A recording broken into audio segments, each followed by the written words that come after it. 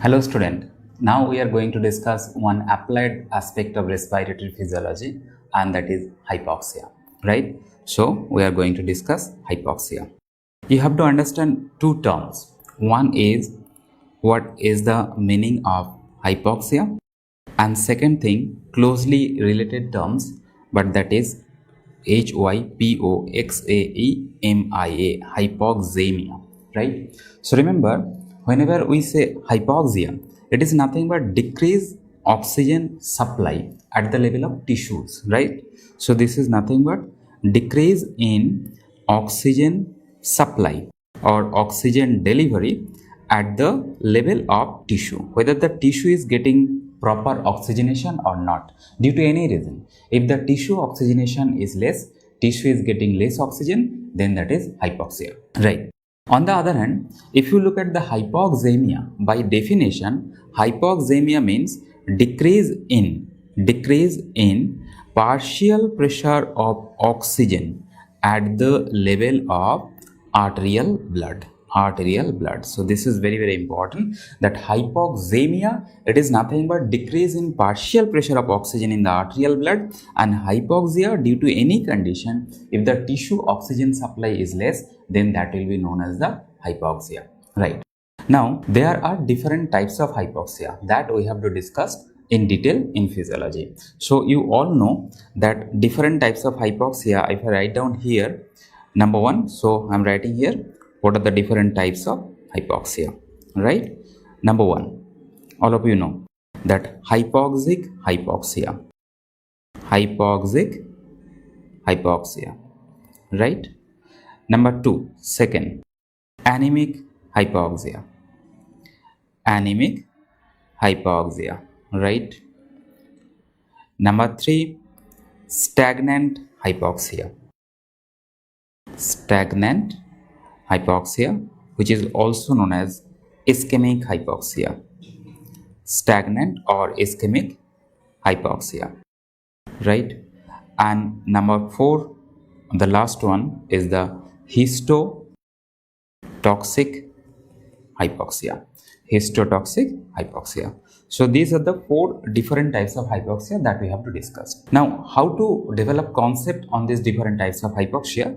You look at the schematic diagram. Okay, so first you look at the schematic diagram. Suppose this is the representation of your lung, right? Okay, and then this is the representation of your whole circulation, arterial and venous. So this is the arterial side and this is the venous side. So this is arterial side, this is the venous side, right? And this circulation is supplying oxygen at the level of your tissue. So this is the representation of your body tissue, right? So whenever we talk about hypoxic hypoxia,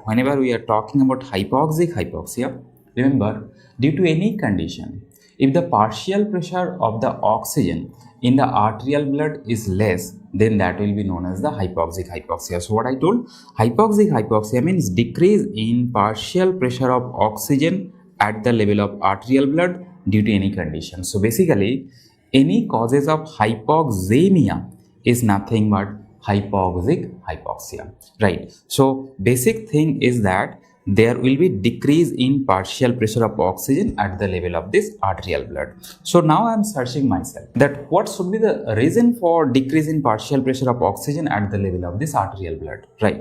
So you start from here, that you are taking one inhalation from atmospheric air. So if the atmospheric air contain less percentage of oxygen or less partial pressure of oxygen, then what will happen? Obviously the partial pressure of oxygen in the blood will decrease. So the problem can occur at the level of atmosphere, right? For example, high altitude. Then you are taking this atmospheric air.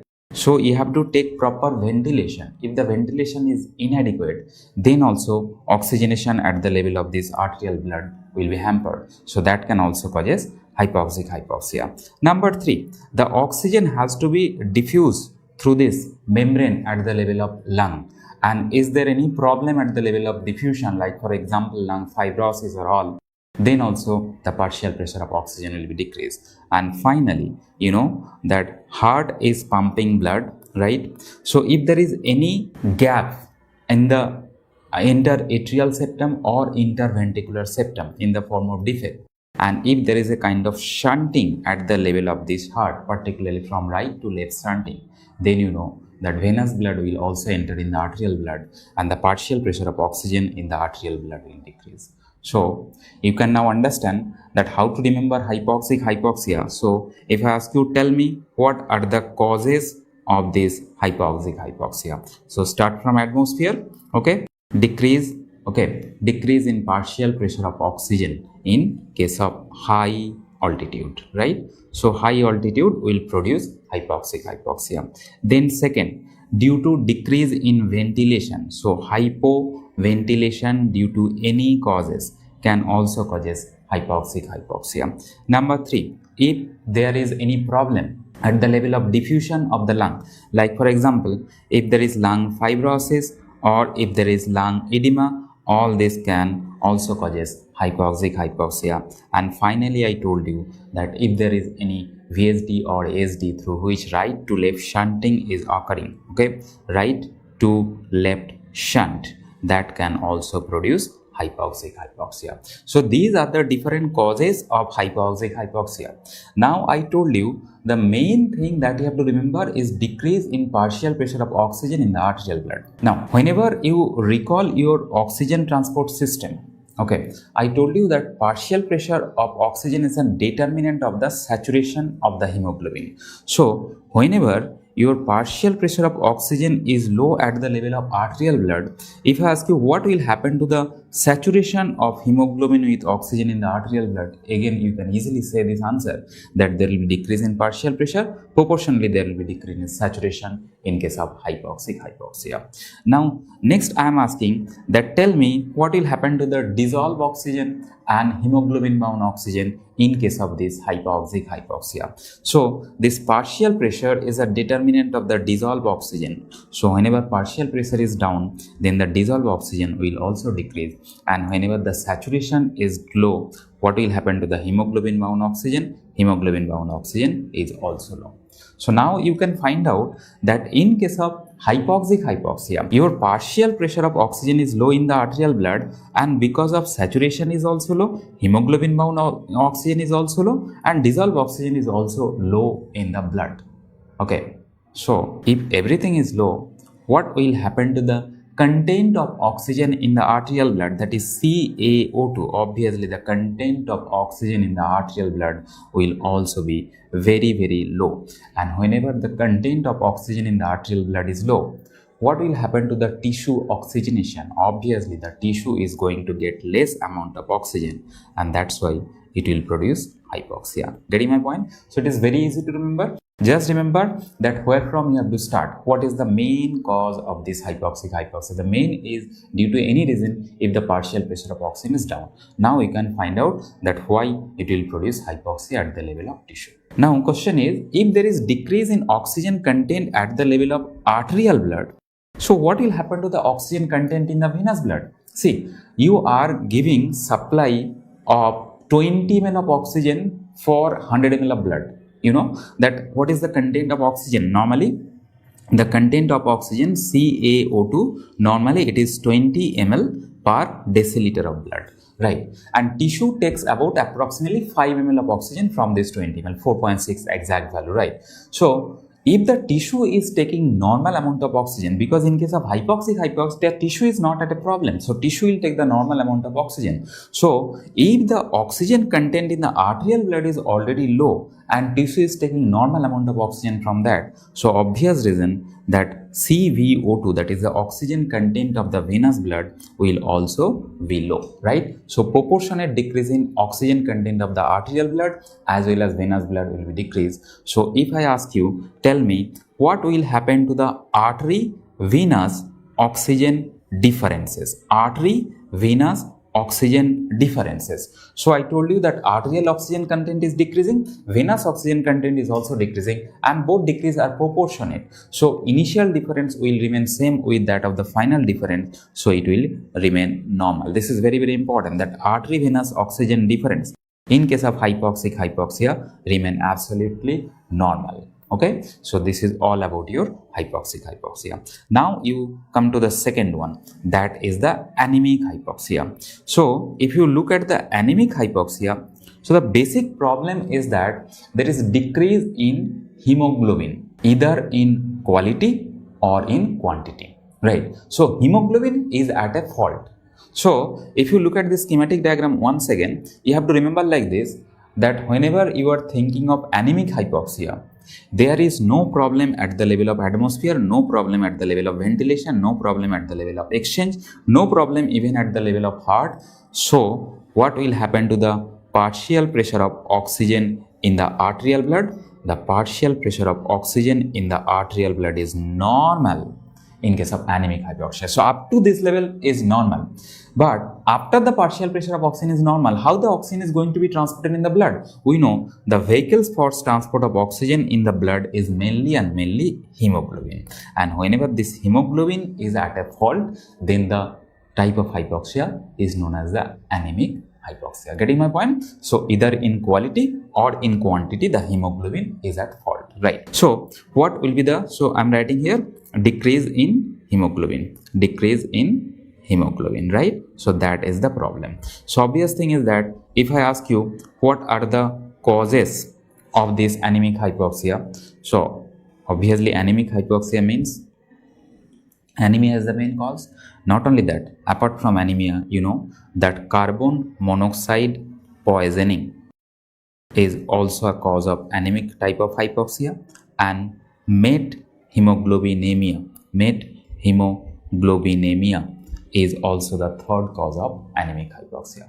So what I told, anemic hypoxia means hemoglobin is at problem. Hemoglobin either in quantity or quality is low. So obviously in case of anemia, hemoglobin is low. Carbon monoxide poisoning means the carbon monoxide has very high affinity, 250 times more affinity for hemoglobin. So it will not allow the hemoglobin to deliver oxygen at the level of tissue. And the same thing happen in case of methemoglobinemia. The ferric oxygen will not allow the ferrous oxygen to deliver oxygen at the level of tissue. So this way, these three condition means anemic hypoxia will be produced. Now you look at, if I want to understand that what will happen to the partial pressure of oxygen in case of anemic hypoxia, I told you already that it will remain normal.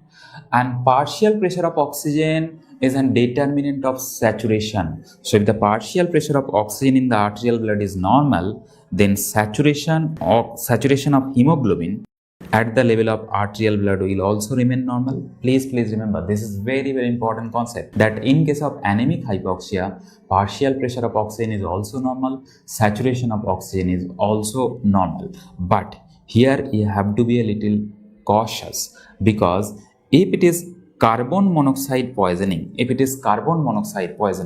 then you have to remember one additional point here, that in carbon monoxide poisoning, saturation is not normal. Although I am saying that as a whole, anemic hypoxia will have normal saturation, with the exception of this carbon monoxide poisoning. In case of carbon monoxide poisoning, remember, actual saturation of hemoglobin is lower than that of the normal, right? So actual saturation, how it is measured? I told you that saturation can be measured by chemically analyzing the blood in the ABG analyzer, right? But if you estimate the saturation with the help of pulse oximeter in case of carbon monoxide poisoning, so that is known as SpO2. I told you in oxygen transport chapter that SpO2 is the saturation measured by pulse oximeter. In case of carbon monoxide poisoning, if you use this SpO2, then it will be absolutely normal. So what I am saying that actual saturation, that is the SaO2, is low. But if you measure with the help of pulse oximeter, it is giving a normal value. That means I can understand that SpO2 value is a false normal state. This is the false normal value that is given by SpO2 or by pulse oximeter. So question is why? You know that whenever there is carbon monoxide poisoning, the color of the blood become bright red, cherry red.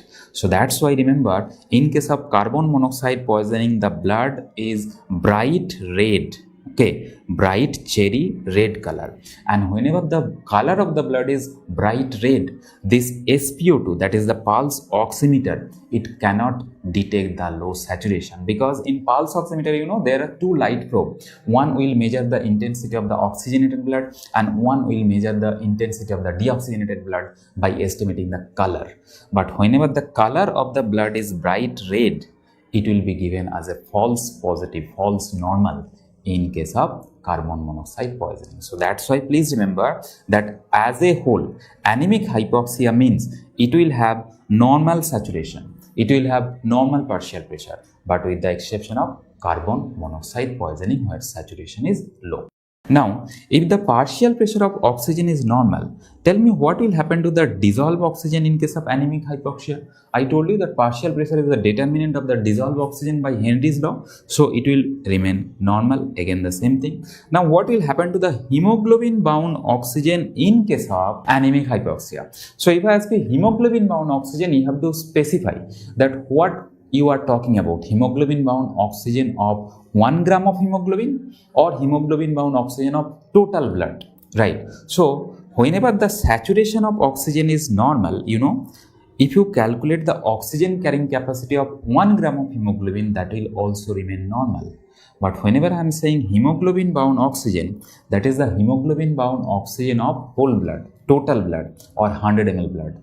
So obviously, because the person is suffering from anemia, okay, or the person is suffering from methemoglobinemia or carbon monoxide poisoning, functional hemoglobin, total hemoglobin is less. So what will happen to the hemoglobin bound oxygen in case of anemic hypoxia? It will be severely lower depending on the amount of functional hemoglobin which is present, right? If the hemoglobin is very, very low, then the hemoglobin bound oxygen will also be very lower. So this way, if you look at the dissolved oxygen is normal, but hemoglobin bound oxygen is low. So what will happen to the total oxygen in the arterial blood? That is the content of oxygen, CaO2, content of oxygen in the arterial blood. That is the total oxygen, combination of the dissolved and hemoglobin bound. So obviously it will also be lower, and that's why the person will suffer from hypoxia at the level of tissue. Right? But I told you, although you are giving low supply of oxygen at the level of tissue, but tissue is not at a fault. Tissue will demand its 5 ml of oxygen or approximately 4.6 ml of oxygen, right? So whenever the tissue is extracting normal amount of oxygen from this low content of arterial blood oxygen, so what will happen to the CVO2 or venous blood oxygen content? It will also be proportionately lower. And again, the same thing, that if you calculate the artery venous oxygen differences like that of the hypoxic hypoxia, it will remain normal. The difference will remain normal. Normally, the artery venous oxygen difference is 5. That is the tissue oxygen extraction. That is the difference between arterial oxygen content and venous oxygen content. So, this will remain 5 in case of anemic hypoxia also, right? So, that is normal. So, this is all about anemic hypoxia that you have to remember, right?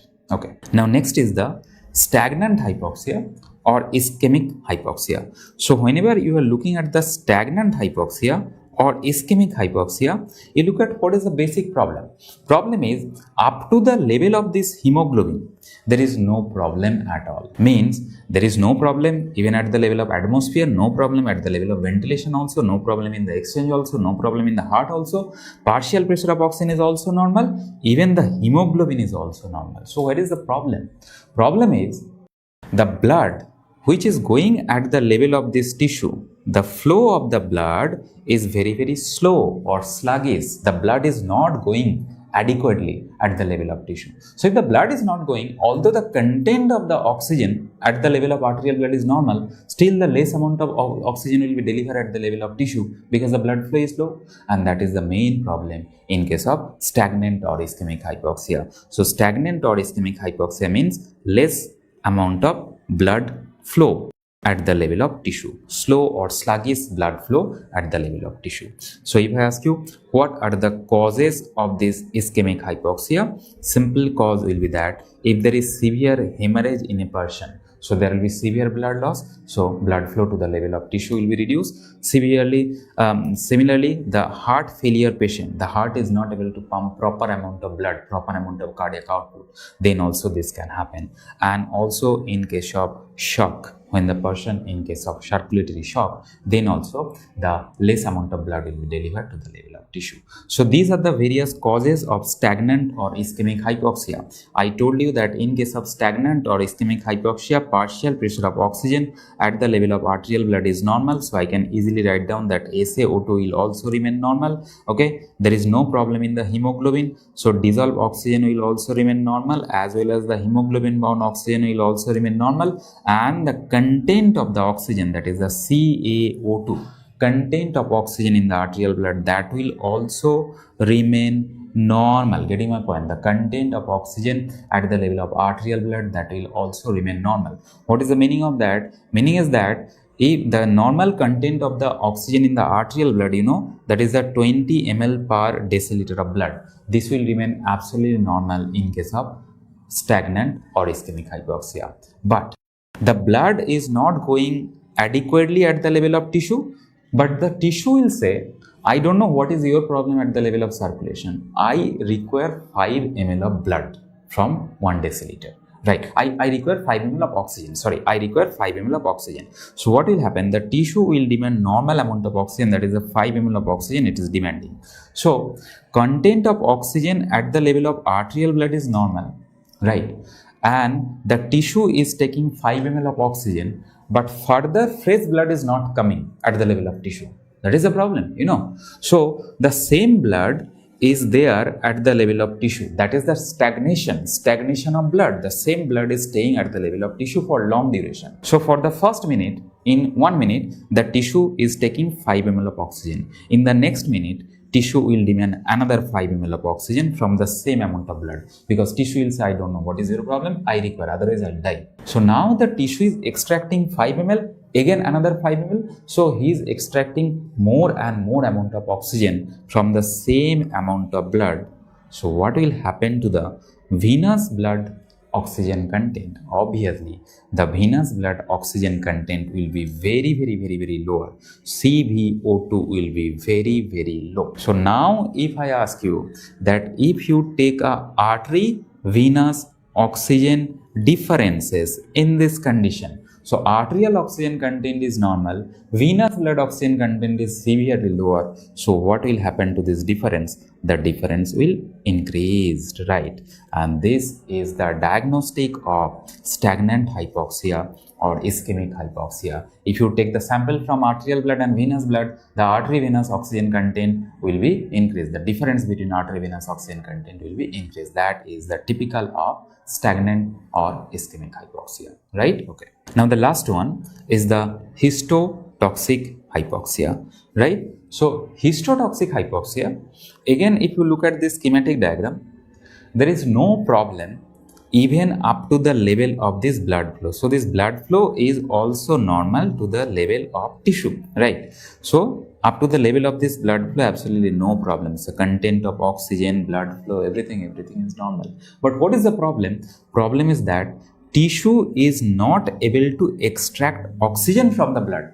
Means tissue is at a fault. The problem is at the level of tissue. That's why histotoxic, right?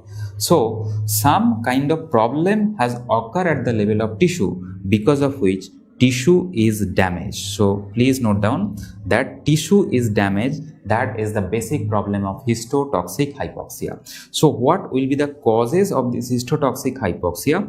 If you look at the causes of this histotoxic hypoxia, you know this: cyanide poisoning, and the second cause is beriberi, right? Beriberi, that is the vitamin B1 deficiency diseases. So in both the condition, you look at what is happening. In case of cyanide poisoning causes destruction of the enzyme cytochrome oxidase. So this cytochrome oxidase enzyme is damaged, and this is the enzyme which is responsible for utilization of the oxygen at the level of mitochondria. So if that enzyme is damaged, so mitochondria is not going to extract oxygen from the blood, so the tissue will also not take any oxygen from the level of blood. So that is the tissue damage, cyanide poisoning. In case of beriberi, it is said that multiple enzymes of the electron transport chain which are there at the level of mitochondrial membrane. So this electron transport chain is based on multiple enzymes. Multiple enzymes will be affected in case of vitamin B1 deficiency or in case of beriberi disease. So in both the cases, I can understand that tissue is not able to extract oxygen from the level of blood, right? So if I ask you what will happen to the partial pressure of oxygen, this is very easy question for you now. Everything will remain normal, so saturation will also remain normal, right? If the partial pressure is normal, then you can easily write down here dissolved oxygen will remain normal, hemoglobin bound oxygen will also remain normal, and the content of oxygen at the level of arterial blood, that will also remain normal. Now what will happen to the venous blood oxygen content? Because the tissue is not extracting adequate amount of oxygen, or tissue is not extracting any oxygen in case of complete death of the tissue, what will happen? The venous blood oxygen content will be more than normal. It will be increased, right? For example, normally this is 20, this is 15, but in these cases it will be more than 15. So if it is becoming more than 15, in these cases, if I take artery venous oxygen differences, then what will happen? The artery venous oxygen differences will be decreased. So this is the diagnostic of histotoxic hypoxia, that artery venous oxygen difference is decreasing. That means the tissue is not extracting adequate amount of oxygen, and that is nothing but your histotoxic hypoxia. Got it? So this is the way by which you have to remember all these 4 types of hypoxia. You remember what is the basic problem, and then you try to find out what is the cause. Now among all of these, the anemic hypoxia is very important for your MCQ, remember. So I will show you one curve here which is typically of anemic hypoxia. Now in your exam, whenever you get this kind of curve, you typically jump on that this is the oxygen hemoglobin dissociation curve. Okay, that's okay, but always look at the y-axis, what the y-axis is plotting. So in first cases, y-axis is nothing but oxygen content, that is the oxygen in ml per deciliter of blood. So I can understand that this is the oxygen content, okay, in case of anemic hypoxia or anemic patient. So look at, so this is the graph where hemoglobin is 15 gram per cell, that is the broken line. So this is the normal person with a hemoglobin of 15 gram, and this lower curve, this is the person with anemia. So you can easily understand that whenever there is anemia, the oxygen content in the arterial blood is also lower, and oxygen content in the venous blood is also lower. This V stands for venous blood and A stands for arterial blood.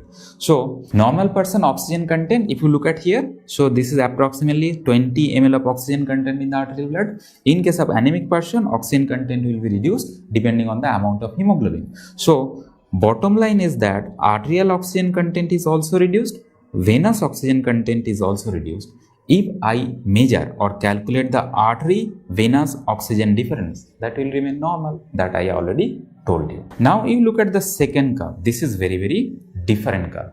Here the y-axis is the saturation of hemoglobin with oxygen in the arterial blood. What I told you, in case of anemic hypoxia, what happened to saturation? Saturation remain normal, right? So that's why if you look at these two curves, you can find out that this broken line, that is the normal curve, as well as this solid line curve, that is the anemic person curve, both the curves are proportionate to one another. And if you look at the level of saturation, this is the saturation of both the patient. So saturation remain normal in case of anemic hypoxia, again proven by this graph. Right? So this is the important graph that you have to remember, that if the y-axis is the oxygen content, then obviously it will be lower down. But if the y-axis is the saturation, then it will remain normal like that of a normal person. So this is all about your anemic hypoxia and different types of hypoxia. Now we have to also understand that during this hypoxia, what will happen to the ventilation? Because you know, whenever there is hypoxia, there will be increase in ventilation. We know like this. Hyperventilation will be started. So how hypoxia causes hyperventilation? By stimulating the peripheral chemoreceptor. So hypoxia is a stimulus for peripheral chemoreceptor. Peripheral chemoreceptor. We have discussed this in respiratory regulation chapter, peripheral chemoreceptor stimulation, right? But it cannot stimulate the central chemoreceptor, whatever. Now my question is, what type of hypoxia will stimulate the peripheral chemoreceptor? All types of hypoxia? So let's see. So I told you that peripheral chemoreceptor, this is nothing but a glomus cell which is located inside the carotid body and aortic body. Repeatedly I told you. So this is the carotid body or maybe aortic body also. So inside this there is a glomus cell, right? So this glomus cell senses hypoxia. But if you look at the blood flow of this carotid body, then it is enormous. Enormous means it is 2000 ml per 100 gram of tissue per minute. The blood flow is so enormous that this glomus cell does not require hemoglobin bound oxygen for survival. It only requires dissolved oxygen.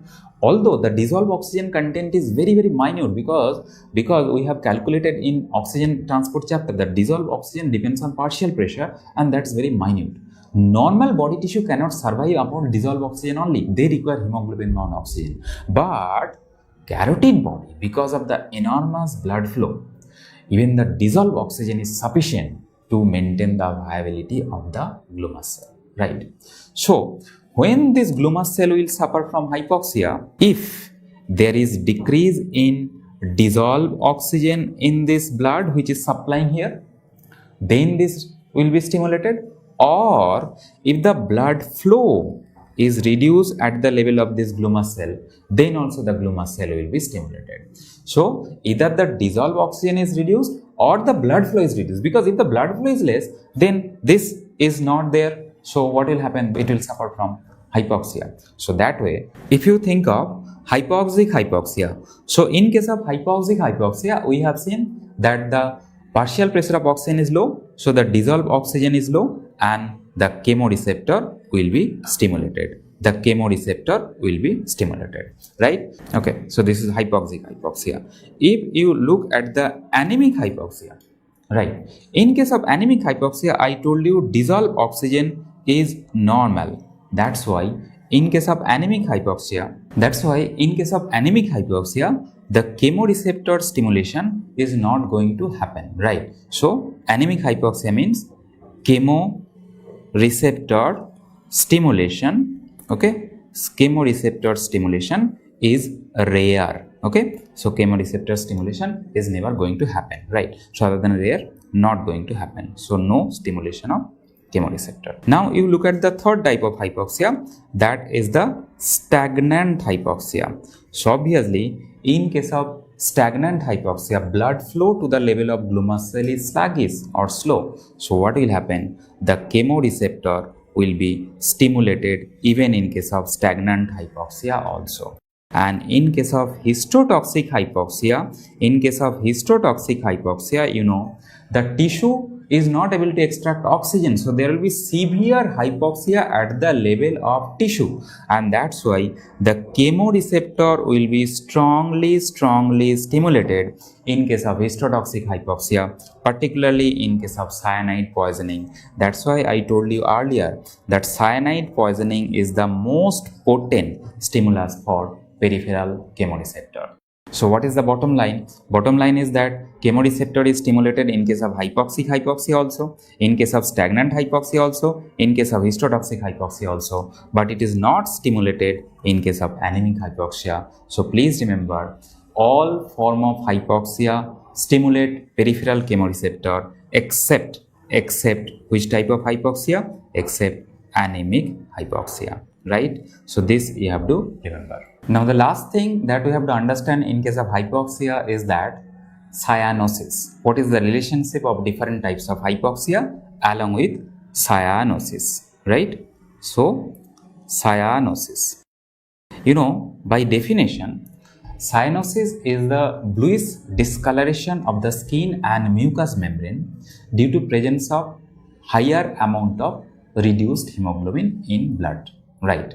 So cyanosis is bluish discoloration due to increased amount of reduced hemoglobin. So I'm writing, if the deoxyhemoglobin amount is greater than 4 gram percentage, right, then the cyanosis will develop. But not only the deoxyhemoglobin, the other form of pathological hemoglobin can also produce cyanosis, like for example, met hemoglobin. If it is greater than 1.5 gram percentage, it can also produce a cyanosis. And sulf hemoglobin, okay, sulf hemoglobin, if it is greater than 0.5 gram percentage, then it can also produce cyanosis. So cyanosis is nothing but bluish discoloration of the skin and mucous membrane, either due to deoxyhemoglobin or reduced hemoglobin, or maybe huge amount of met hemoglobin, or maybe huge amount of sulf hemoglobin, right? So that is cyanosis. Now cyanosis, how it is developed, or where from this 4 gram percentage is coming? Because if you look at genome, the genome is saying that for the cyanosis development, the reduced hemoglobin should be more than 5 gram percentage. So why I am writing 4 gram percentage? This is given in inheritance. Okay, now let's try to calculate that where from this 4 gram percentage is coming, and why not cyanosis not developed in case of normal person, right? So reduced hemoglobin, okay, first of all you think of the arterial blood. In case of arterial blood, what is the percentage saturation? The saturation is 97%. Means 97% of the hemoglobin is saturated with oxygen. So if I ask you what is the percentage of deoxyhemoglobin, your answer will be deoxyhemoglobin is 3%. So if the deoxyhemoglobin is 3%, now you calculate what is the total or absolute amount of deoxyhemoglobin in the arterial blood. So in arterial blood, if you think of 100 ml blood, normal content of hemoglobin is 15 gram. So 15 gram multiplied by 3%, okay, so 3 upon 100. So this is nothing but 0.45, okay, gram percentage is the amount of reduced hemoglobin in case of arterial blood. Getting my point how I am calculating? Similarly, if you look at the venous blood reduced hemoglobin content, venous blood, right? So in case of venous blood, I hope you recall the partial pressure of oxygen is 40, and with that 40 partial pressure, the saturation is 75%.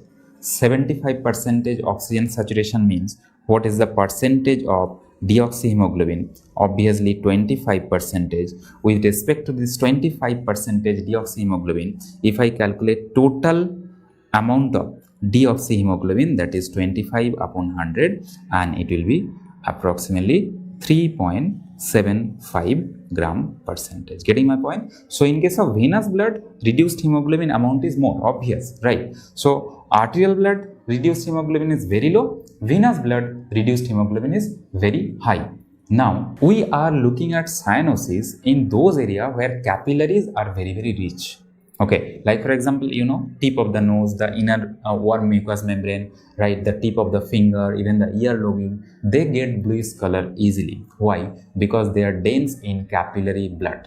So if I want to calculate that what is the average amount of deoxyhemoglobin in case of capillary blood, okay, in case of capillary blood, so obvious thing is that arterial blood deoxyhemoglobin plus venous blood deoxyhemoglobin upon 2. So this is approximately 2.1 gram percentage. This is the total amount of reduced hemoglobin or deoxyhemoglobin at the level of capillary blood. But what is the absolute amount of reduced hemoglobin that I require for the development of cyanosis? I require 4 gram percentage. So that's why in case of normal subject, the reduced hemoglobin at the level of capillary blood is only 2.1 gram percentage. That's why cyanosis is not seen. You can easily understand here that due to any causes, if the arterial blood oxygen saturation is dropping or the venous blood oxygen saturation is dropping, then what will happen? More amount of deoxyhemoglobin will be present in the blood, capillary blood, and that will develop cyanosis. So that way, now if you look at the different types of hypoxia and what will happen to the cyanosis in all these different types of hypoxia, then you look at number one, hypoxic hypoxia. Hypoxic hypoxia, we all know that there will be reduction in the arterial blood oxygen saturation and there will be reduction in the venous blood oxygen saturation. So what will happen to the cyanosis? Obviously the cyanosis will be very positive. Then if you look at the anemic hypoxia, okay, second type of hypoxia, you look at the anemic type of hypoxia. So anemic hypoxia, I told you that different causes can produce anemic hypoxia. So if it is due to anemia, okay, in case of anemia, what is happening? Your hemoglobin content is reduced. If your hemoglobin content is severely reduced, then you are not going to get 4 gram percentage of reduced hemoglobin, right? Suppose your total hemoglobin due to anemia has reduced to 6 gram percentage. Within this 6 gram percentage, can you reduce 4 gram percentage of total hemoglobin? Answer is no. That is not possible. The person will die even before that. That's why in case of anemic hypoxia, cyanosis is a rare finding. Cyanosis is a very rare finding. If the anemia is mild, then and then only you can get a cyanosis. Otherwise, severe anemia means cyanosis is not going to be seen, right? Now, anemic hypoxia can also be seen in case of carbon monoxide poisoning, right? Could you say what will happen to the cyanosis in case of carbon monoxide poisoning? Can you get cyanosis? Answer is no, because cyanosis means bluish discoloration. In case of carbon monoxide poisoning, the blood color is bright cherry red. So cyanosis is not seen. Cyanosis is not seen, right? And in case of met hemoglobinemia, you know that in case of met hemoglobinemia, the color of the blood is dark brown or chocolate brown. Because of this brown color blood, sometimes cyanosis-like appearance can be seen, but this is not true cyanosis. But cyanosis-like appearance can be seen in case of met hemoglobinemia, right? So this is about anemic hypoxia. Now number 3 is stagnant hypoxia. We can easily understand that in case of stagnant hypoxia, because the tissue is extracting huge amount of oxygen from the same amount of blood, the venous blood oxygen saturation will be very reduced, and because of that, cyanosis will be seen even in case of this stagnant hypoxia also. And what about the last one, that is the histotoxic hypoxia?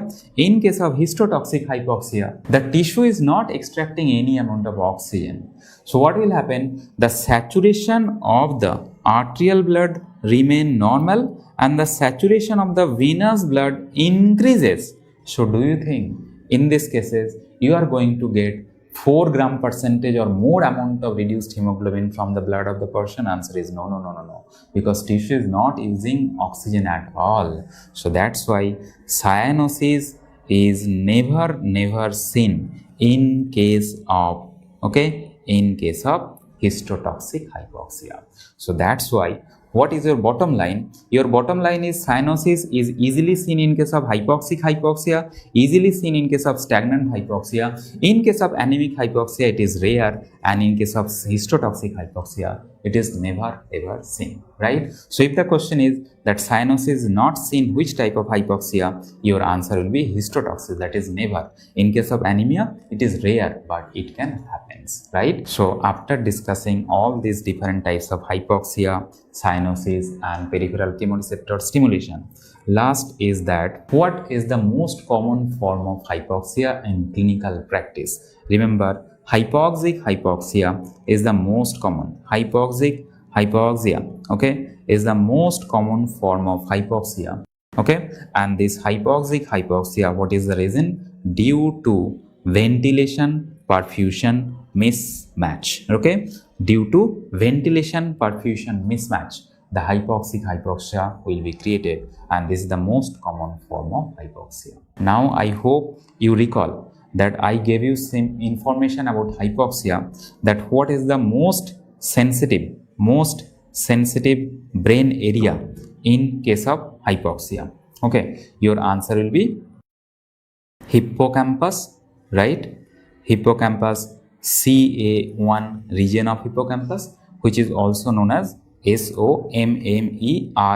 apostrophe S, Summers area, right? So this is the area which is most sensitive to hypoxia. Not only that, the Purkinje cell of cerebellum, the Purkinje cell of cerebellum, right? They are also sensitive to hypoxia. And third is the striatal region of the basal ganglia, okay? Particularly the striatum region of the basal ganglia. And the most resistance, okay, most resistance to hypoxia is the spinal cord, right? So these are the information that you have to remember for your MCQ, and the concept of hypoxia is very, very important for your MCQ. This all about hypoxia.